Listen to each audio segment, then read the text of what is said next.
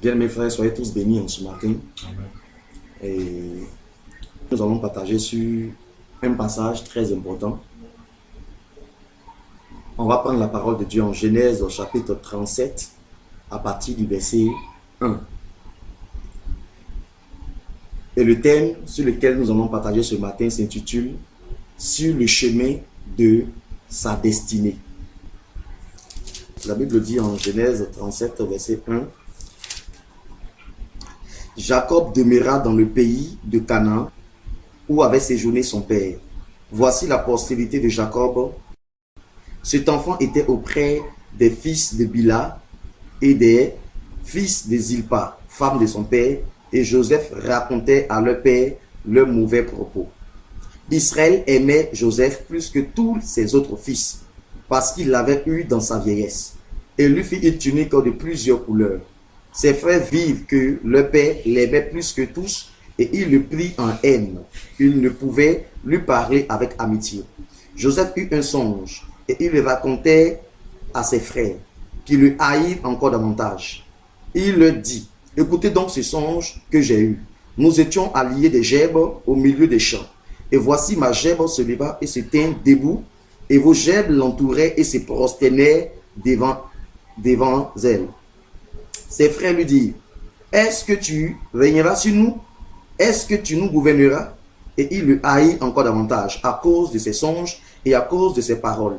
Il eut encore un autre songe, et il le raconta à ses frères. Il dit, « J'ai eu encore un songe, et voici le soleil, la lune et les 11 étoiles se prosternaient devant moi. » Il le racontait à son père et à ses frères.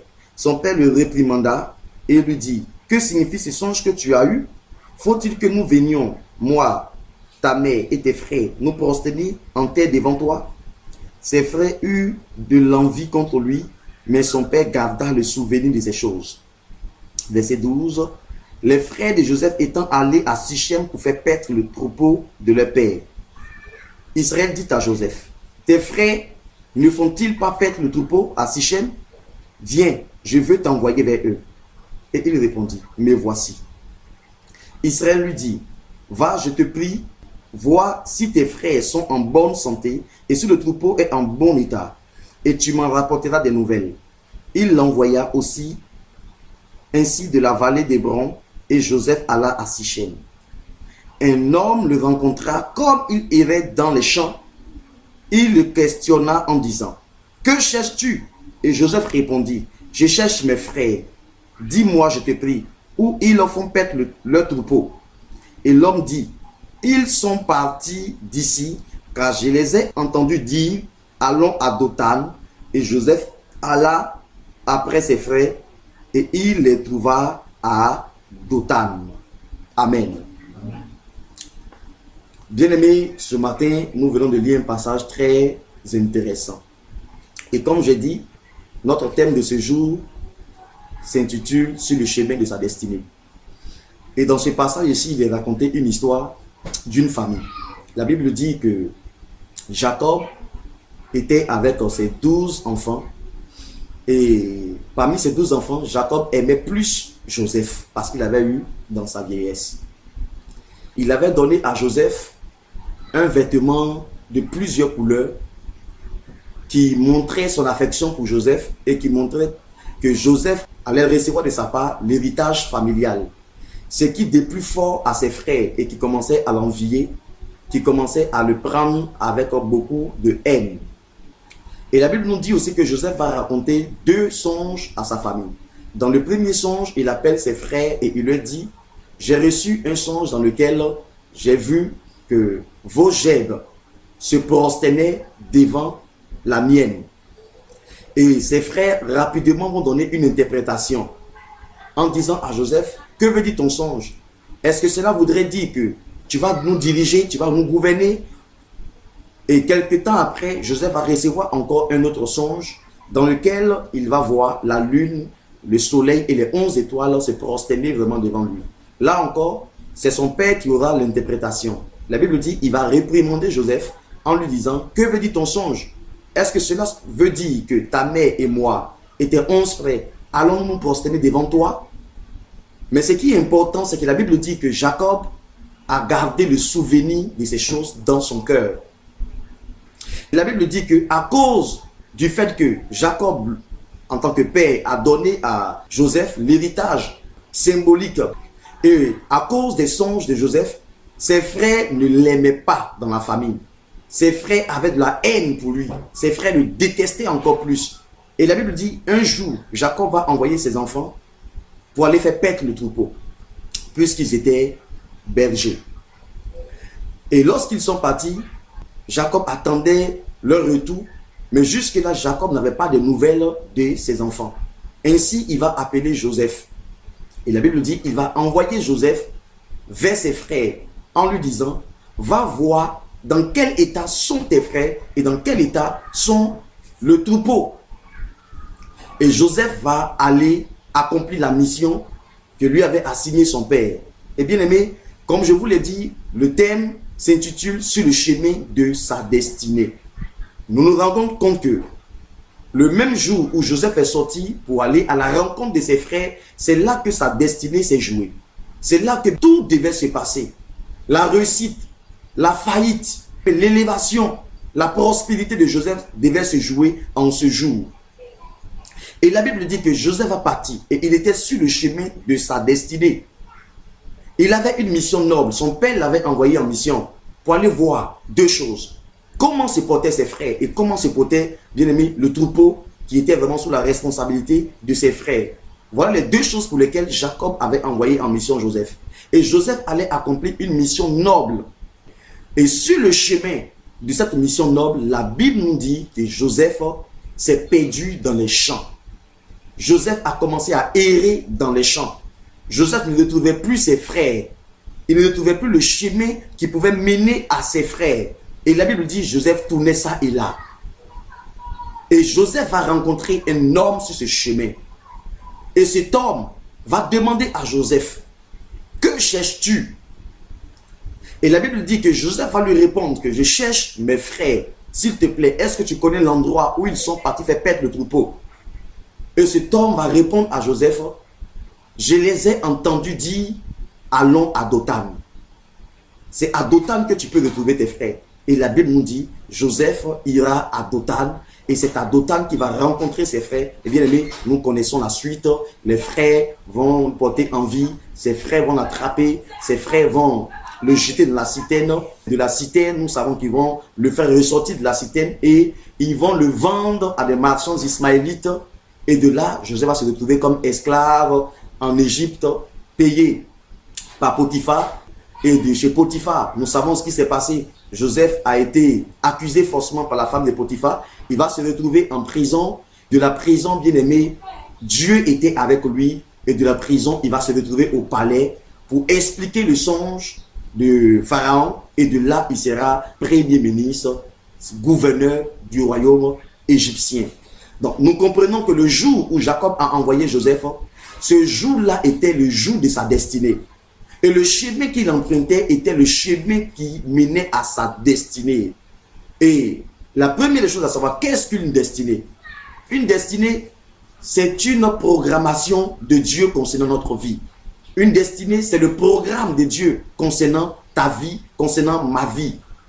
Et la Bible dit, lorsque nous prenons la parole de Dieu, en Éphésiens chapitre 2, en Éphésiens chapitre 2, prenons la parole de Dieu, en Éphésiens chapitre 2. La Bible dit, car nous sommes son ouvrage, ayant été créé en Jésus-Christ pour de bonnes œuvres que Dieu a préparées d'avance, afin que nous les pratiquions. La Bible dit, Éphésiens 2, à partir du verset 10, Éphésiens 2, à partir du verset 10 dit que nous sommes l'ouvrage de Dieu. Nous avons été créés par Dieu. Et la Bible dit, nous sommes son ouvrage, ayant été créés, bien aimé, pour de bonnes œuvres que Dieu a préparées d'avance, afin que nous les pratiquions. Qu'est-ce qu'une destinée, bien aimé? La destinée, c'est le programme que Dieu a planifié avant ta naissance. C'est le programme que Dieu a mis en place, a échafaudé avant que tu ne naisses.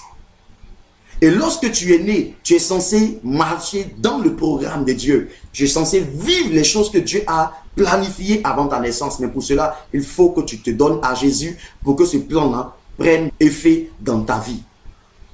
Et quand nous lisons la parole de Dieu en Jérémie chapitre 29, en Jérémie chapitre 29, nous connaissons tous ce passage de l'Écriture, Jérémie chapitre 29, à partir du verset 11. Car je connais les projets que j'ai formés sur vous, dit l'Éternel. Projets de paix et non de malheur, afin de vous donner un avenir et de l'espérance. Voilà une destinée. Qu'est-ce qu'une destinée? C'est le plan de Dieu. C'est la programmation de Dieu. C'est la planification de Dieu te concernant. Et qu'est-ce que Dieu a planifié dans ta destinée? Voilà ce qui est écrit. Un projet de paix et non de malheur. Pour te donner un avenir et de l'espérance. Donc dans le projet de Dieu, il n'y a pas de malheur.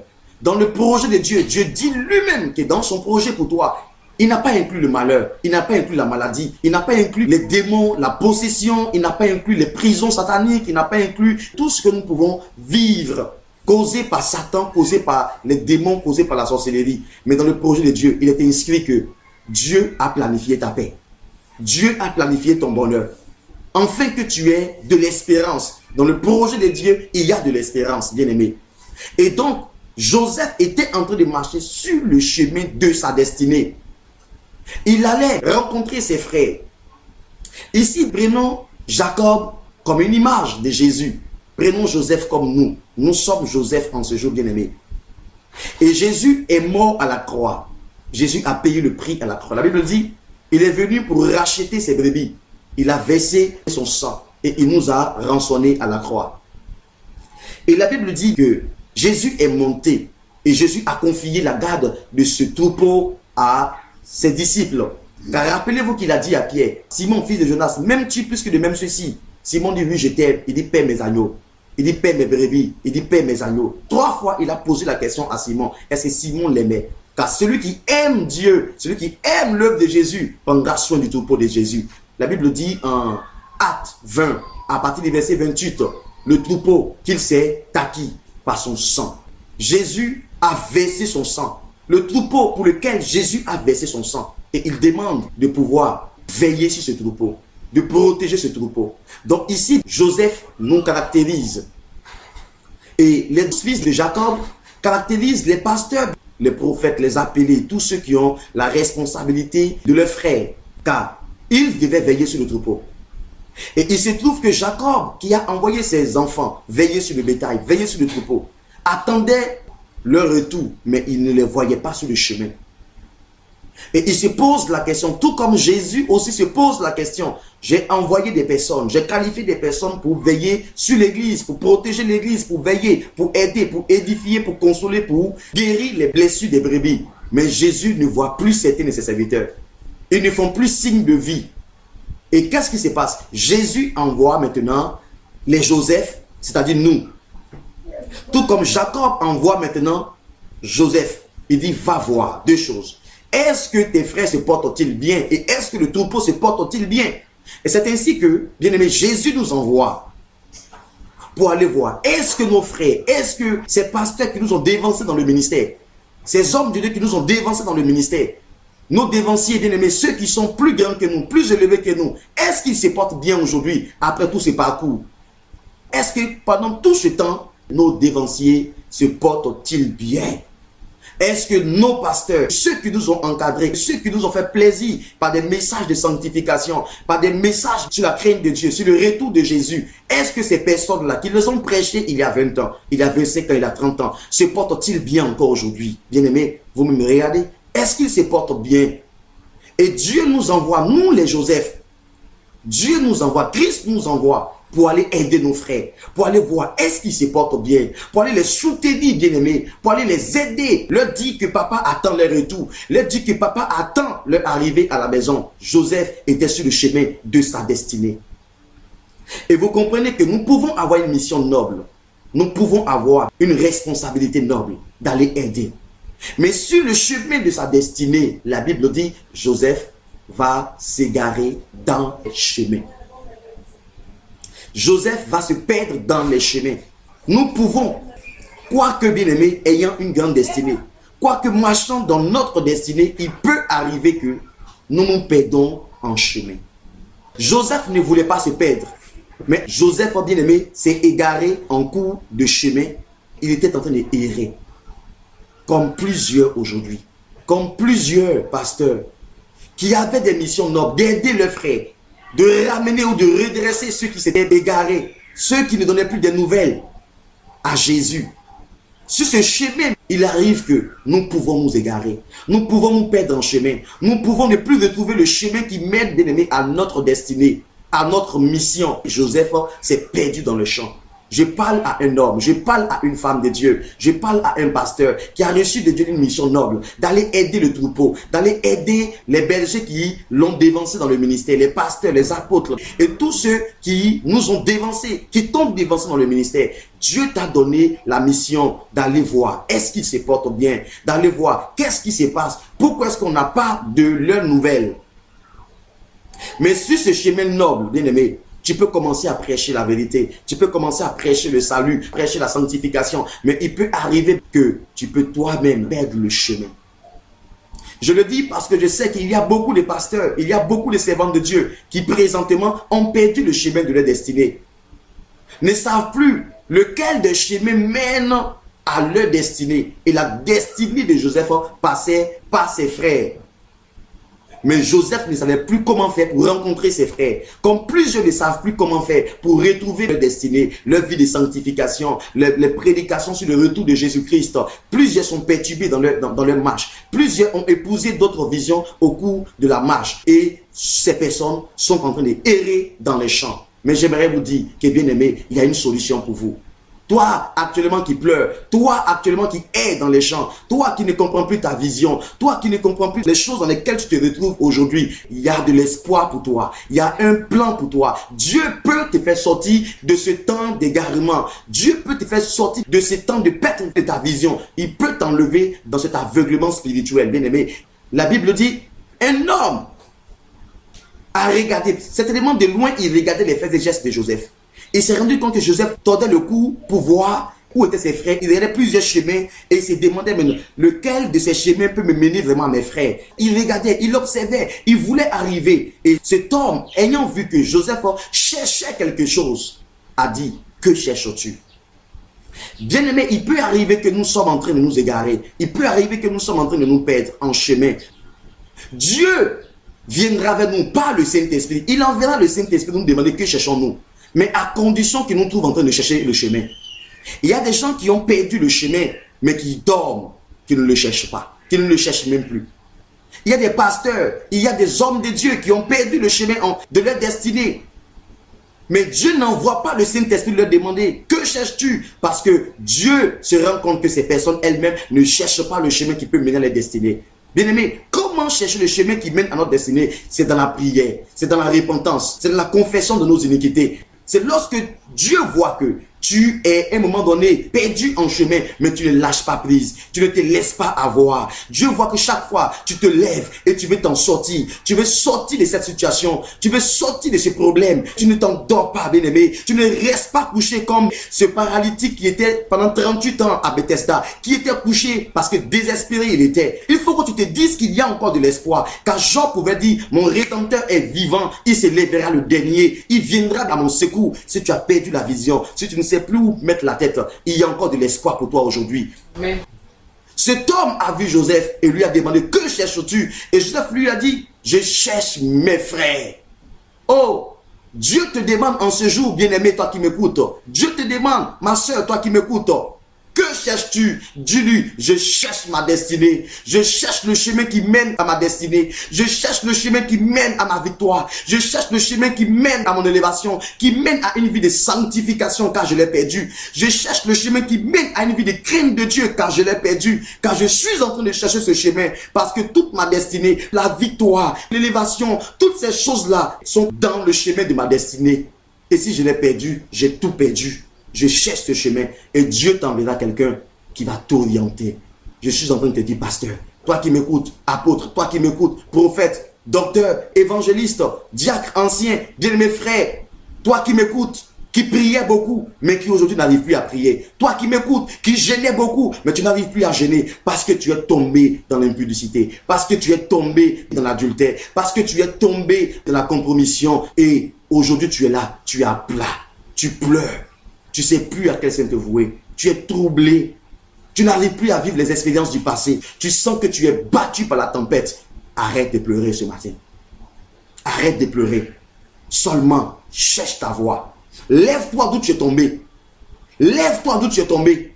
Lève-toi d'où tu es tombé et recherche ta voie. La Bible nous raconte une histoire magnifique à ce sujet. La Bible dit un jour, des fils des prophètes qui étaient coachés par Élisée vont dire à Élisée, l'endroit dans lequel nous nous rassemblons pour prier est devenu trop petit. Nous voulons aller dans la brousse, couper du bois, afin de bâtir un endroit plus spacieux. Élisée va leur dire, ok, vous pouvez vous en aller. Ils vont dire, non, nous voulons être avec toi. Nous voulons partir avec toi. Car nous voulons agrandir l'espace de ta vision, dont tu ne dois pas te mettre en marge de cela. Et la Bible dit, Élisée va les accompagner. La Bible dit, en coupant du bois, quelqu'un avait sa hache. Il était en train de travailler. Il était en train de ministrer, bien aimé. Mais par inadvertance, la hache de cet homme est tombée dans l'eau. Et il s'écria, elle était empruntée, mon Seigneur, elle était empruntée. Bien aimé, qui est cet homme? Cet homme te représente. Cet homme me représente. Cet homme avait une vision noble. Il voulait agrandir l'espace de la tente du ministère d'Élisée. Il voulait aider son père dans la foi à agrandir sa vision. Il voulait travailler. Il était sincère. En étant en train de travailler, sa hache, par inadvertance, par mégate, est tombée dans l'eau. L'eau ici représente le monde. Il peut arriver, bien aimé, que par un concours de circonstances, par un manque de prière, un manque de vie de jeûne, notre hache tombe dans l'eau. La hache était empruntée, comme les dons Dieu nous a donnés. Il nous a prêté les dons. Et demain, nous allons rendre compte à Dieu, tout comme cet homme devait à son retour rendre compte, redonner la hache à cet homme qui lui avait prêté cette hache. Nous aussi, quand nous allons mourir, nous devons rendre compte à Dieu des haches qu'il nous a données, les dons, les talents, les grâces qu'il nous a données. Nous devons nous mettre devant Dieu et rendre compte. Bien aimé, quand cet homme a vu sa hache tomber dans l'eau, il n'est pas resté aphone. Il n'a pas commencé à pleurer dans son cœur. Il a crié. Elle était empruntée, mon Seigneur, elle était empruntée. C'est ainsi que si ta hache est tombée dans l'eau, pasteur, si ton instrument de travail, ton don, ton ministère est tombé dans l'eau, ne ferme pas ta bouche. Il faut que tu cries, Dieu, ce don, je l'avais emprunté de ta part. Il faut que tu m'aides. Et quand cet homme a crié, Élisée est venu. Il lui a dit, montre-moi l'endroit où la hache est tombée. Bien aimé, la chose importante, c'est que cet homme connaissait l'endroit où sa hache était tombée. Bien aimé, il connaissait l'endroit. Il a indexé l'endroit. C'est ainsi que, bien aimé, Dieu te dit, où est-ce que ta hache est tombée? Dis à Dieu dans l'impudicité. Dis à Dieu dans la colère. Dis à Dieu dans la masturbation. Dis à Dieu, j'ai regardé des films pornographiques. Révèle à Dieu l'endroit. Indexe l'endroit dans lequel ta hache est tombée, bien aimé. Lorsqu'il a indexé l'endroit, la Bible dit que Élisée va prendre un bâton. Le bâton ici est synonyme de la croix de Golgotha. La Bible dit, Élisée jette le bâton et le bâton fait surnager la hache, bien-aimé. C'est un miracle de Dieu. C'est pour te dire que pour te ramener à ta dimension, bien-aimé, originelle, Dieu est capable de prendre de petites choses pour ramener des grandes choses dans ta vie. Parfois, c'est des petits gestes. Parfois, c'est des petites choses seulement qu'il faut à Dieu pour ramener ta condition initiale, pour ramener, bien aimé, ta vie comme elle était avant. Un petit bâton a fait surnager la hache qui était lourde. Seulement indexe l'endroit dans lequel ta hache est tombée. C'est en cela que la Bible dit en Apocalypse. Jésus parle à l'ange de l'église d'Éphèse. Il dit à cette église, souviens-toi d'où tu es tombé. Souviens-toi d'où tu es tombé. Répands-toi. Pratique tes premières œuvres. Sinon, je viendrai à toi et j'ôterai ton chandelier de sa place, à moins que tu ne te répandes. Bien-aimé, dans quoi tu es tombé? Joseph a dit, je cherche mes frères.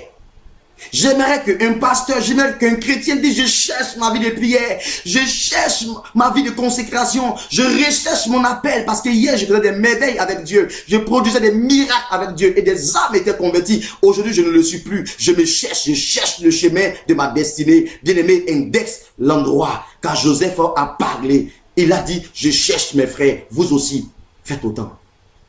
Et cet homme lui a dit, je les ai entendus dire. Pour votre information, il y a trois choses qui peuvent nous faire perdre la vision. Il y a 3 choses qui peuvent nous bloquer et qui peuvent nous amener à errer dans les champs. La première de ces choses, bien-aimés, c'est la fornication, c'est l'impudicité.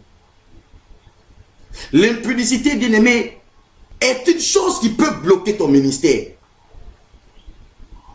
Nous voyons que la Bible nous dit que ne pouvant pas vaincre Samson, les Philistins ne pouvaient pas le vaincre. Ils ont voulu utiliser la manière forte, mais chaque fois qu'il venait, Samson, le seul homme, pouvait les battre, car il avait un appel puissant, il avait une vision puissante, il avait une onction puissante. Mais ce qui a manqué à cet homme, c'était le caractère. Bien-aimé, écoute-moi, tu peux avoir, toi pasteur, tu peux avoir un grand appel. Tu peux avoir une grande vision, tu peux avoir une grande onction, la capacité surnaturelle de Dieu pour t'amener à produire des merveilles, des miracles, des produits, des signes. Mais si tu manques de caractère comme Samson, bien-aimé, on pourra passer par Dalila pour t'avoir. On a vu que cet homme qui était robuste, qui était puissant par la force, avait un talon d'Achille, avait un défaut, avait des lacunes. Les gens ont fait des enquêtes et ils ont vu que les femmes étaient la faiblesse de Samson. Si nous passons par les femmes, on va pouvoir la voir. Et en Juge 16, Samson est entré chez une prostituée à Gaza. Vous comprenez? Mais même malgré ça, Dieu était encore avec lui. Quand les Philistins sont arrivés, il a pu s'échapper. Il a pu s'en sortir. Il a pris les verrous de la porte dans ses mains. Mais Samson n'avait pas changé. Il s'est retrouvé avec Dalila. Et Dalila a reçu de l'argent de la part des 5 princes des Philistins pour détruire Samson. Donc l'impudicité peut nous détruire. Nous connaissons David et Bathsheba, bien aimé. L'impudicité peut te détruire. L'impudicité peut nous détruire. Bien aimé, la fornication peut être un frein à ton ministère. La deuxième chose, bien aimé, c'est l'orgueil. Vous savez que c'est l'orgueil qui a précipité Lucifer, l'ange de lumière, du ciel à la terre.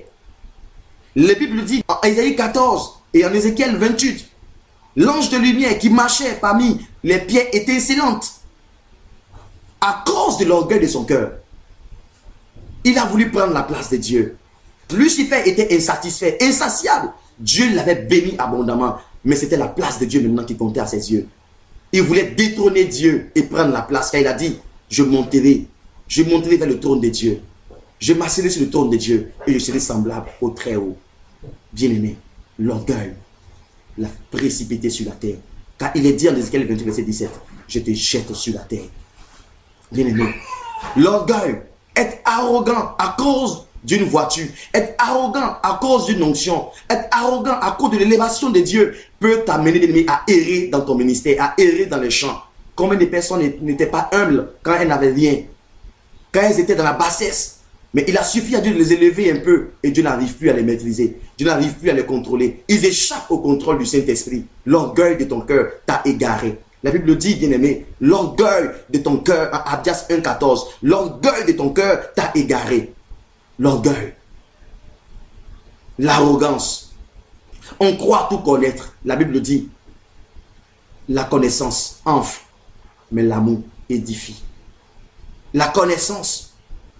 Non, bien-aimé, j'ai un doctorat en théologie. Regarde ce que tu es devenu aujourd'hui. J'ai la maîtrise en théologie, bien-aimé, avec tout ce bagage théologique. Regarde dans quoi tu es aujourd'hui. L'orgueil de ton cœur t'a égaré.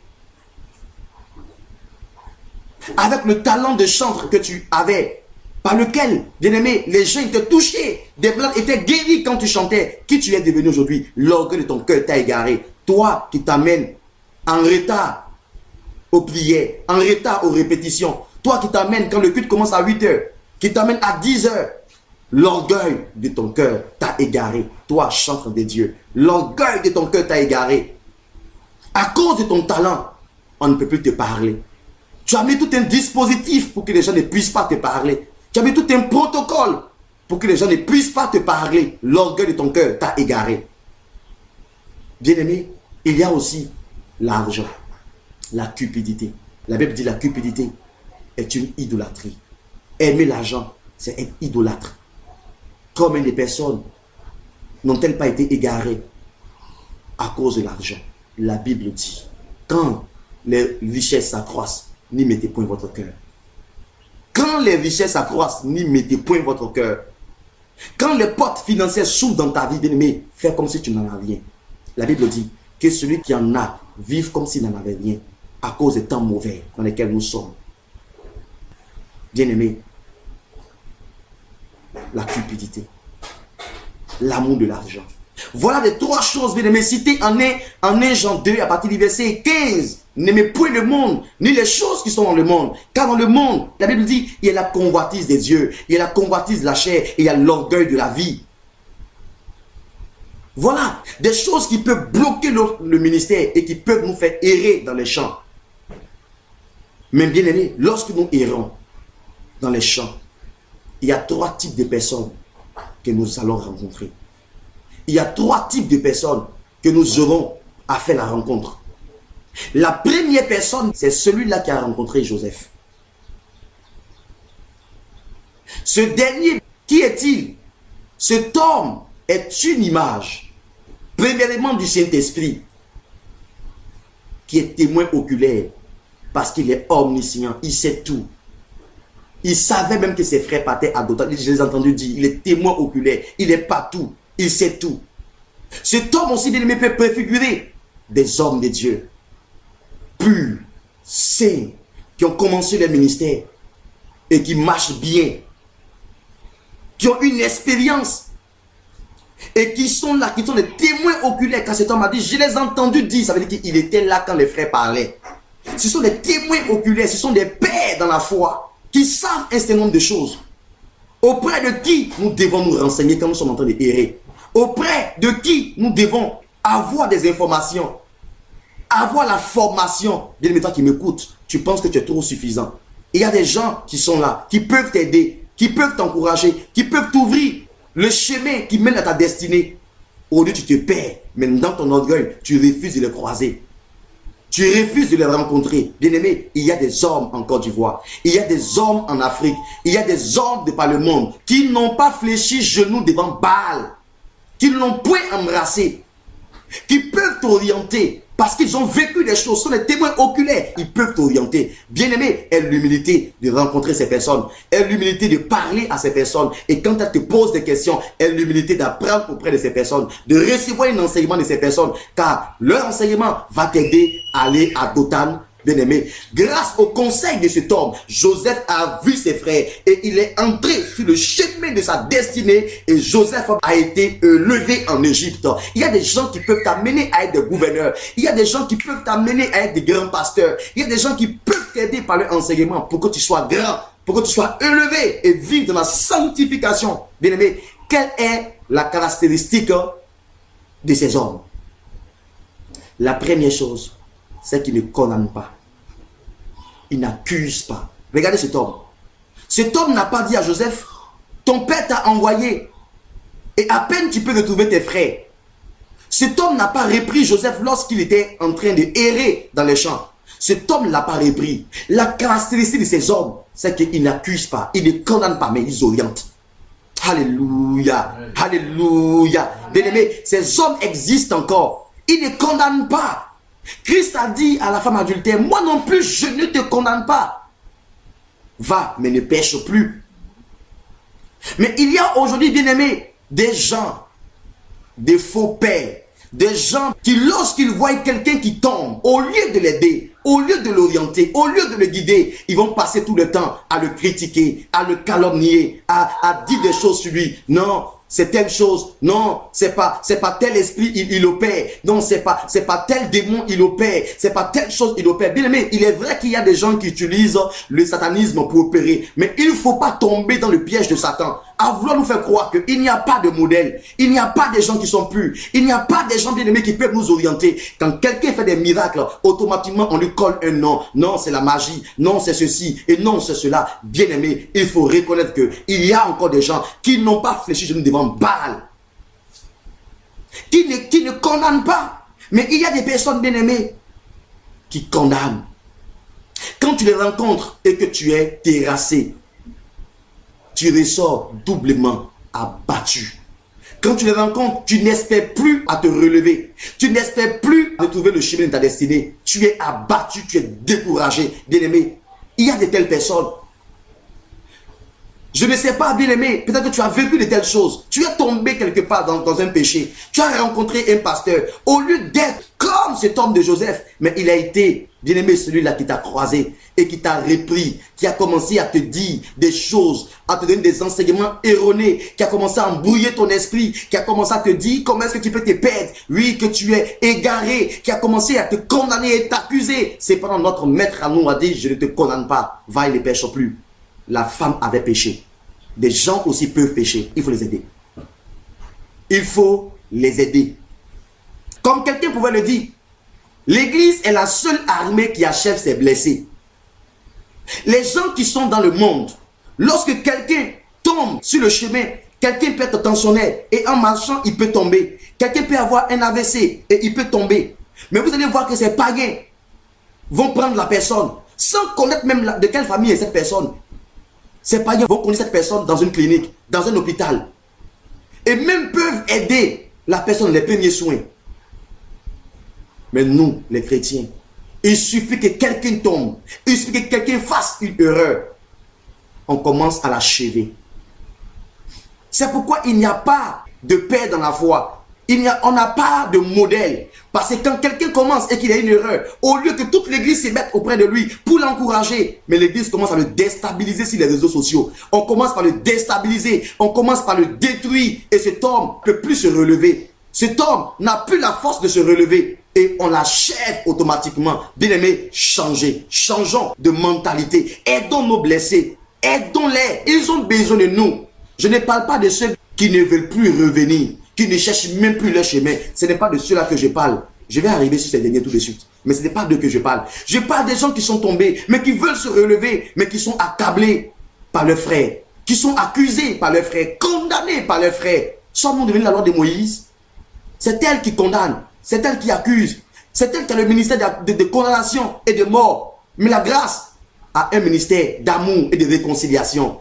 Car nous avons reçu le ministère de la réconciliation et non le ministère de l'assassinat. Bien aimé, arrêtons d'assassiner ceux qui sont blessés. Arrêtons de mettre des pailles noires sur ceux qui sont blessés, des draps noirs comme s'ils étaient déjà morts. Car ils ne sont pas encore morts, ils ne sont que blessés. Il faut panser les plaies, il faut les encourager, leur dire la vérité, mais les aider. L'église n'a plus de vie aujourd'hui. Satan est entré dans l'église parce que les gens condamnent, parce que les gens tuent, des gens sont blessés. Je ne dis pas d'encourager ceux qui sont tombés. Ce n'est pas de ça que je parle. Il faut leur dire la vérité. Il faut les aider dans l'amour. Quand ils vous tendent les mains et que vous sentez en eux qu'ils veulent se relever, il faut les aider. Il faut leur tendre la main. Il faut les soutenir. Arrêtons de condamner. Ce n'est pas un tel ministère que nous avons reçu de la part de Dieu, de Jésus. Bien aimé, il y a une deuxième catégorie de personnes que nous allons rencontrer lorsque nous sommes sur le chemin de notre destinée. La Bible nous parle de quelqu'un. Et nous allons prendre la parole de Dieu et lire un passage en 1 Samuel au chapitre 3 à partir du verset 1. Le jeune Samuel était au service de l'Éternel devant Élie. La parole de l'Éternel était rare en ce moment-là. Les visions n'étaient pas fréquentes. Et en ce même temps, Élie qui commençait à avoir les yeux troubles et ne pouvait plus voir, était couché à sa place. La lampe de Dieu n'était pas encore éteinte et Samuel était couché dans le temple de l'Éternel où était l'arche de Dieu. Alors l'Éternel appela Samuel et il répondit, me voici. Et il courut vers Élie et dit, me voici, car tu m'as appelé. Il répondit, je n'ai point appelé. Retourne te coucher. Et il alla se coucher. L'Éternel appela de nouveau Samuel. Et Samuel se leva et alla vers Élie et dit, me voici, car tu m'as appelé. Il répondit, je n'ai point appelé. Mon fils, retourne te coucher. Samuel ne connaissait pas encore l'Éternel et la parole de l'Éternel ne lui avait pas encore été révélée. Verset 8. L'Éternel appela de nouveau Samuel pour la troisième fois. Et Samuel se leva et alla vers Élie et dit, me voici car tu m'as appelé. Élie comprit que c'était l'Éternel qui appelait l'enfant. Et il dit à Samuel, va couche-toi. Et si l'on t'appelle, tu diras, parle l'Éternel, car ton serviteur écoute. Et Samuel alla se coucher à sa place. L'Éternel vint et se présenta et il appela comme les autres fois. Samuel, Samuel, et Samuel répondit, parle car ton serviteur écoute. Alors l'Éternel dit à Samuel, voici je vais faire en Israël une chose qui étourdira les oreilles de quiconque l'entendra. Amen. Amen.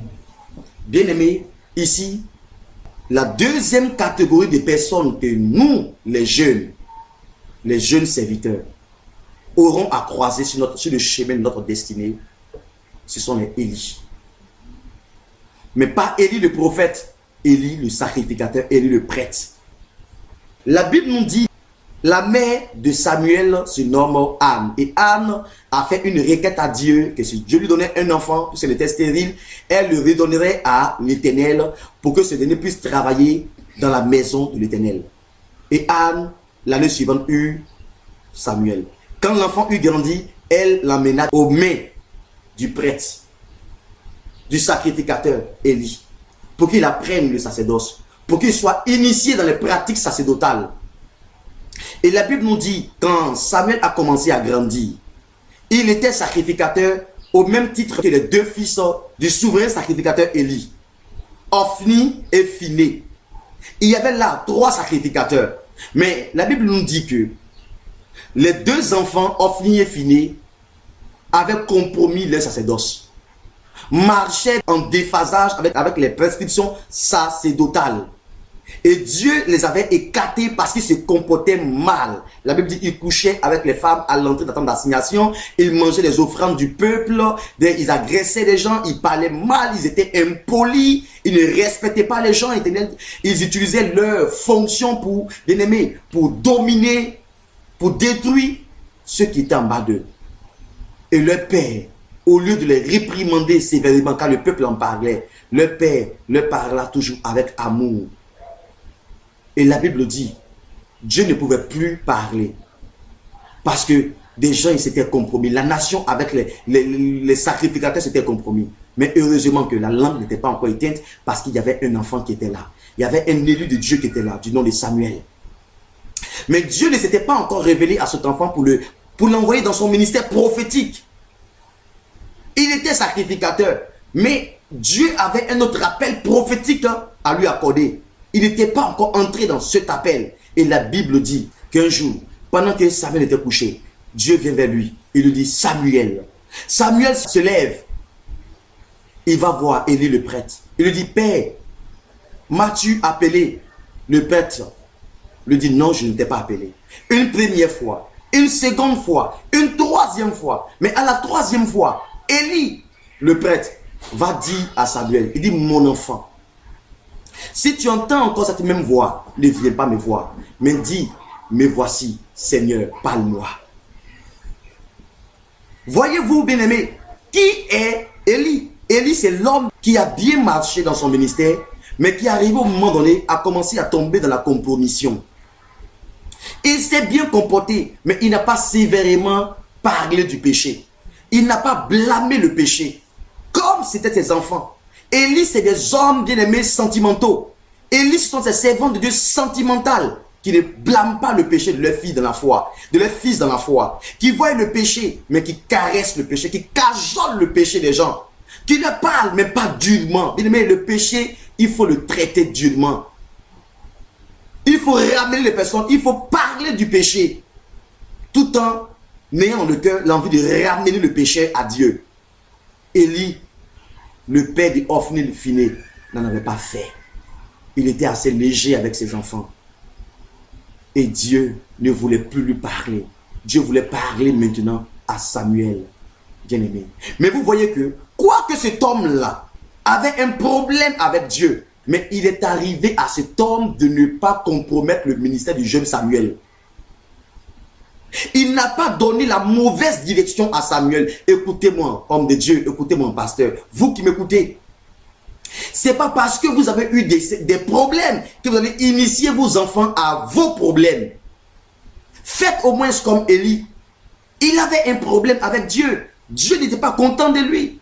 Regardez, le même a donné la bonne orientation à son fils, à Samuel. Et quand Dieu parle à Samuel, Dieu envoie Samuel réprimander le père qu'il avait orienté.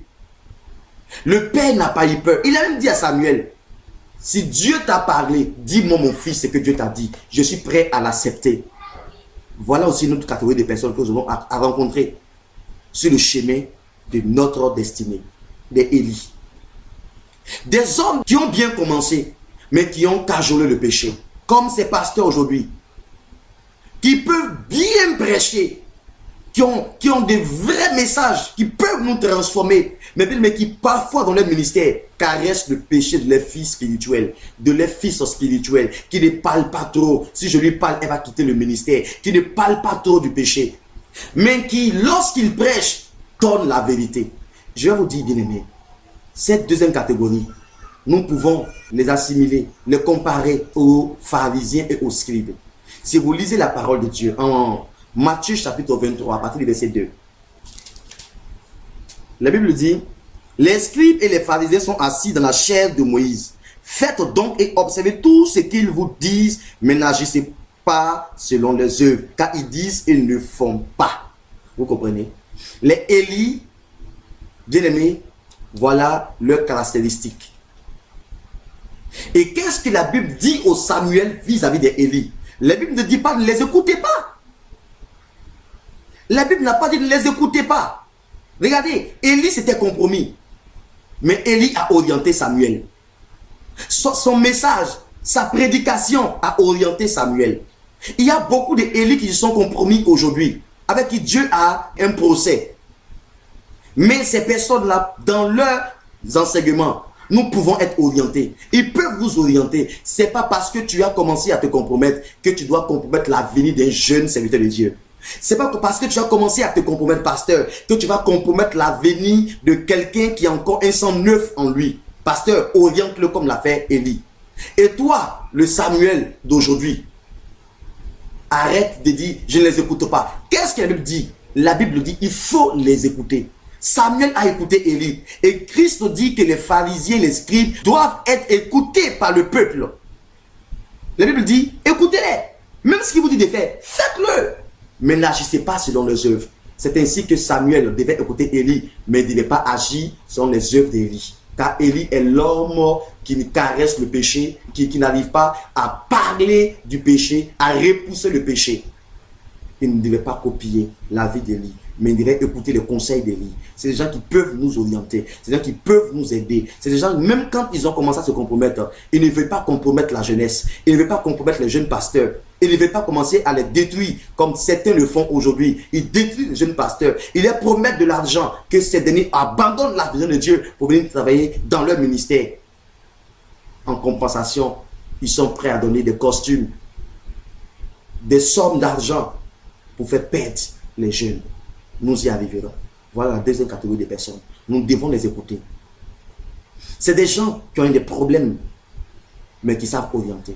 La première catégorie, avec les Joseph, sont des gens qui vivent bien, qui sont des témoins oculaires, qui savent beaucoup de choses, qui n'ont pas de problèmes et qui orientent. La deuxième catégorie sont des gens qui ont un problème avec Dieu, mais qui orientent toujours les gens dans la bonne direction. Bien-aimés, écoutez et faites tout ce qu'ils vous disent, mais n'agissez pas selon les œuvres, car ils disent et ne font pas. Nous terminons cet enseignement avec la troisième catégorie de personnes que nous aurons à rencontrer sur le chemin de notre destinée. Ici, nous allons parler du jeune prophète et du vieux prophète. Or, cette histoire est tellement longue que je vais vous épargner de vous lire toute cette histoire. Je sais que certains sont des pasteurs, ils l'ont déjà lu. Certains sont des chrétiens qui méditent beaucoup, ils l'ont déjà lu. Certains ont déjà écouté des enseignements, des prédications sur vraiment ce passage. Je vais vous épargner de vous lire tous ces passages pour gagner du temps. Mais, je vous explique l'histoire. La Bible dit que Dieu va envoyer un homme bien-aimé sur le territoire d'Israël. Dieu va envoyer. Et cette histoire, nous la trouvons en, je crois, 1 Roi chapitre 13. Regardez le verset 1. Voici un homme de Dieu arriva de Juda à Bethel par la parole de l'Éternel, pendant que Jéroboam se tenait à l'autel pour brûler des parfums. Il cria contre l'autel, par la parole de l'Éternel et il dit, autel, autel, ainsi parle l'Éternel. Voici, il naîtra un fils à la maison de David, dont son nom est Josias. Il immolera sur toi les prêtres des hauts lieux qui brûlent sur toi des parfums et l'on brûlera sur toi des ossements d'hommes. Bien aimé, la Bible dit qu'il y a un homme de Juda, et nous connaissons déjà l'histoire. Nous savons que Israël était un peuple uni, mais à cause des péchés de Salomon, Dieu a décidé de diviser la nation d'Israël en deux. Dieu a dit à Salomon, ce ne sera pas de ton vivant, mais sous le règne de ton enfant. Et quand Roboam, fils de Salomon, est arrivé, la Bible dit, par son manque de sagesse, il a accompli la prophétie. Et voilà comment les 10 tribus parmi les 12 vont se séparer et vont mettre comme roi sur eux Jéroboam. Ces tribus-là vont être appelées dans la Bible les 10 tribus du Nord, ayant pour capitale la Samarie. 2 tribus vont rester au sud, la tribu de Juda et Benjamin. Et cette tribu-là avait un privilège, elles avaient le temple de Dieu sur le sol. À Juda, à Jérusalem plus précisément, il y avait le temple de Dieu, où il y avait la gloire, la puissance de Dieu, la gloire de Dieu. Et les 10 tribus vont décider de ne plus aller dans le temple. Or, c'est dans le temple qu'il y avait l'adoration parfaite. Ces tribus vont se retirer du temple, de la présence de Dieu.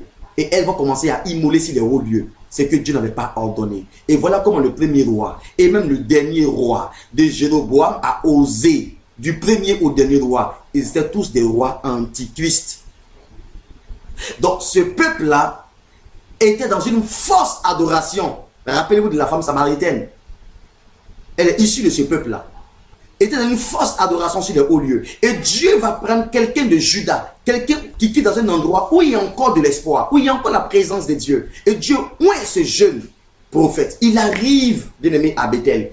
Il va même trouver Jéroboam en train d'immoler. Il va commencer à parler à Jéroboam. Lui dit d'arrêter ce qu'il est en train de faire. La Bible dit que Jéroboam va vouloir porter une paire de gifles à ce jeune prophète. Mais sa main sera tendue. Sa main va sécher là. Oh, la puissance de Dieu bien-aimé. Ce jeune homme avait sur lui une onction puissante.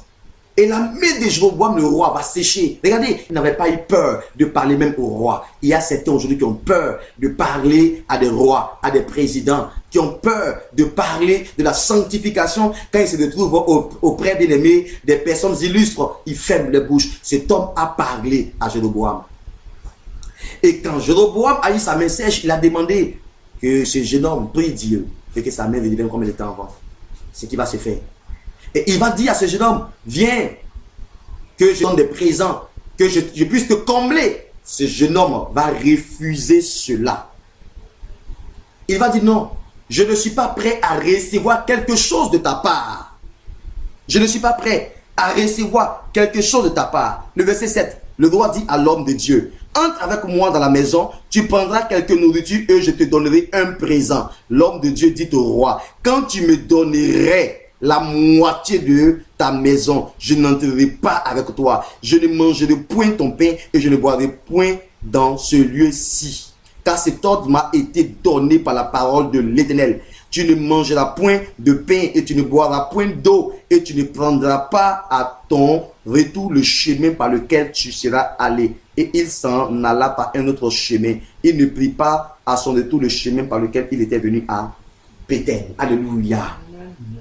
Voyez bien aimé, c'était un homme de la parole. C'était un homme qui ne voulait pas compromettre sa destinée. Il jouait la carte de son ministère. Il jouait la carte de sa destinée. Il était sur le chemin de sa destinée, le chemin de la récompense de la mission faite. La Bible dit, il va dire au roi, même si tu me donnais la moitié de ton royaume, je ne pourrais pas entrer chez toi. Je ne vais pas manger ton pain, je ne vais pas manger, boire du moins ton eau. Et Dieu m'a dit, je ne devais pas retourner par le chemin par lequel je suis venu. Il faut que j'emprunte un autre chemin. Il y avait une indication. Il y avait bien aimé un ordre. Il y avait une feuille de route. Et cet homme devait marcher selon la feuille de route. Quand il a fini par répondre comme ça, l'onction était encore sur lui. Il a pris son âne. Il sortait de Bethel, mais par un autre chemin. Mais qu'est-ce qui va se passer, bien aimé? La Bible dit, dans cette même ville, il y avait un vieux prophète. Or, il y avait un vieux prophète qui demeurait à Bethel. Ses fils viennent lui raconter toutes les choses que l'homme de Dieu avait faites à Bethel ce jour-là. Et les paroles qu'il avait dites au roi. Lorsqu'il eut fait le récit à leur père, il lui dit, par quel chemin s'en est-il allé? Ses fils avaient vu par quel chemin s'en était allé l'homme de Dieu qui était venu de Juda. Il dit à ses fils, scellez-moi l'âne. Et il scellait l'âne et il monta dessus. Bien aimé, vous voyez, ce vieux prophète, quand il a entendu les espoirs de ce jeune prophète, automatiquement, il va aller à la rencontre de ce jeune prophète. Il va le retrouver sur le chemin de sa destinée. Le jeune homme était sur le chemin de sa destinée. Et la Bible dit, le vieux prophète va lui dire, il faut retourner parce que tout ce que j'ai entendu de toi là, vraiment me plaît beaucoup. Tu as de l'avenir, jeune homme. Tu as une onction, jeune homme. Il faut que tu bénéficies de mon expérience, de mon expertise en la matière. Entrons chez moi, tu vas manger un peu. Le jeune homme va répondre à ce vieux prophète. Je ne pourrai pas entrer chez toi, même si tu es un collègue. Je ne pourrai pas entrer chez toi, car cela m'a été interdit par Dieu. Et le vieux prophète va répondre au jeune prophète. Un ange du Seigneur m'est apparu. Et il m'a dit de te dire, il faut retourner manger chez moi à la maison. Quel mensonge! Quelle haine! Bien-aimé, quelle jalousie! Ce vieux prophète va dérouter le chemin de ce jeune prophète. Il va mélanger la destinée de ce jeune prophète. Il va détruire la vie de ce jeune prophète. Et ce jeune prophète, ayant vu les cheveux blancs de ce vieux prophète, a dit, j'ai affaire à un expérimenté. J'ai affaire à un homme qui a une expertise. J'ai affaire à quelqu'un qui a de l'expérience. Bien aimé. Et lui, il a dit, ce n'est pas les cheveux blancs qui procurent la sagesse. Les cheveux blancs ne sont pas forcément signe de sagesse, bien aimé. Fais attention à ceux vers qui tu vas, ceux que tu appelles père dans la foi, père de la Côte d'Ivoire, père de tel pays, père de telle nation. Fais attention, bien-aimé, fais attention toi jeune pasteur à qui je parle, fais attention toi jeune servant de Dieu à qui je parle. Faisons attention parce qu'il y a des pères qui ont détruit leur ministère, il y a des pères qui ont gâté tout autour d'eux, qui n'espèrent plus, bien-aimé, qui ont tout gâté et qui sont à la recherche maintenant des gens qui sont en train de réussir leur appel pour les égarer. C'est un phénomène dans les nations. Ces personnes, vous les trouverez bien aimés. Il n'y a rien à écouter en ces personnes. Ceux de Joseph, il faut les écouter. Il faut suivre leurs conseils. Ceux de Samuel et Élie, il faut les écouter, suivre leurs conseils, mais ne vit pas selon les œuvres. Mais ces derniers, les vieux prophètes, il n'y a rien à prendre en eux. Il n'y a rien à écouter en eux. Bien aimé, ce sont des pervers. Ce sont des personnes qui ont détruit les appels. Ce sont des personnes qui ne savent même plus où Dieu se trouve aujourd'hui, bien aimé. Ce sont des personnes qui ont divorcé avec Dieu. Christ dit aux pharisiens que vous avez annulé la parole de Dieu au profit de votre tradition. C'est des gens qui ont mis des traditions dans leur ministère et qui ont chassé le Saint-Esprit. Ils ne savent plus où l'Esprit est. Ils ont mis une sorte d'organisation hiérarchisée dans l'église où le Saint-Esprit est éteint, est étouffé, est même chassé, est exclu, bien aimé. Et on lui a même dit qu'on ne veut plus jamais le revoir devant même le seuil de ce bâtiment d'église. L'Esprit de Dieu a reçu un ordre formel de ces personnes-là. Elles ne veulent plus voir le Saint-Esprit. Auquel cas, elles sont prêtes à tout faire pour le bannir de la cité. Et ces gens-là, il n'y a pas de conseil à prendre avec ces gens. Le jeune prophète a regardé les cheveux blancs. Et toi aussi, tu appelles tout le monde père, père, père, père, mentor, mentor, mentor, père spirituel, père spirituel, père spirituel. Hein? Daddy, daddy, daddy. Bien aimé, fais très attention. C'est pas tout le monde qui est père de la nation. C'est pas tout le monde, bien aimé. Il y a des gens, quand tu les regardes, tu sens la vie de Christ couler en eux. Il y a des gens, quand tu les regardes, quand ils te parlent, tu as envie de jeûner, tu as envie de prier. Quand ils te parlent, bien aimé, tu as envie de te sanctifier, tu as envie de faire comme eux. Mais il y a des personnes, quand elles te parlent, tu n'espères plus en rien. Elles détruisent ton ministère, elles te donnent des costumes, coûtent cher. Elles te disent, viens prier dans mon ministère, je vais te payer à 500 000 francs le mois, viens prier chez moi. Je suis un pasteur de telle nation, je vais mettre une église dans ton pays, tu seras vraiment le relais de mon ministère dans ton pays. Bien aimé, faisons attention, car il y a des gens qui ont détruit leur ministère, qui ont saccagé leur ministère. Aujourd'hui, nous nous retrouvons en train de vendre des huiles d'onction, en train de vendre tout. Aujourd'hui, tout se vend avec ces personnes. L'eau est vendue, l'huile est vendue. Bien aimé, ce sont ces gens-là que nous voyons partout, à la télévision, un peu partout, que nous appelons grands pasteurs qui vendent l'huile d'onction. Bien aimé, l'huile ne va jamais remplacer la croix de Golgotha. L'huile ne doit jamais remplacer Golgotha. Toi qui m'écoutes, tu ne veux pas vivre la sanctification. Quand on t'enseigne sur le retour de Jésus, tu n'en as que faire. Mais quand on te dit qu'il y a une huile qui coûte 10 000 francs, tu cours prendre cette huile. L'huile est-elle morte pour toi à la croix? L'huile d'onction est-elle morte pour toi à la croix? Je ne dis pas que ce n'est pas utilisable, mais je dis que ce ne doit pas être vendu. Est-ce que l'huile d'onction est-elle morte pour toi à la croix? L'huile d'arachide, c'est pour les mariages. L'huile de soja, c'est pour enfantement. Bien-aimé, à la croix, je n'ai pas vu une huile crucifiée, mais j'ai vu un seul homme. J'ai vu Jésus-Christ de Nazareth être crucifié et nous apporter le salut, bien-aimé. Remettons Christ au centre de tout. Remettons Christ au centre de l'évangile. Remettons-le au centre, bien-aimé. Aujourd'hui, Christ est en dehors. Nous sommes à l'église de Laodicée. Christ est en dehors, il dit, je frappe à la porte. Ouvrez-moi que je rentre. Je souperai avec vous et vous avec moi. Mais cette église dit, non, tu n'entreras plus. On a tous en toi. Nous sommes riches. Nous sommes enrichis. On n'a besoin de rien. Même pas de toi. Bien-aimé. Bien-aimé. Tu es jeune pasteur. Tu es là actuellement. Tu joues la carte de ta destinée. Ne fais pas des erreurs. C'est vrai, tu es tombé dans le péché. Mais sache même avec qui tu vas les confesser. Sache avec qui. Parce qu'il y a des gens qui peuvent entendre des informations secrètes sur toi et qui peuvent te détruire. Qui peuvent paralyser ta vie. Tu ne vas plus jamais te relever. Regardez ce jeune prophète. Il avait de l'avenir devant lui. Il avait fini sa mission. Dieu était content de lui. Le ciel se réjouissait. Il était maintenant, bien aimé, en train de sortir de Bethel par un autre chemin. Tout était bien. Les anges l'acclamaient. Les anges l'acclamaient. Oh, mission accomplie.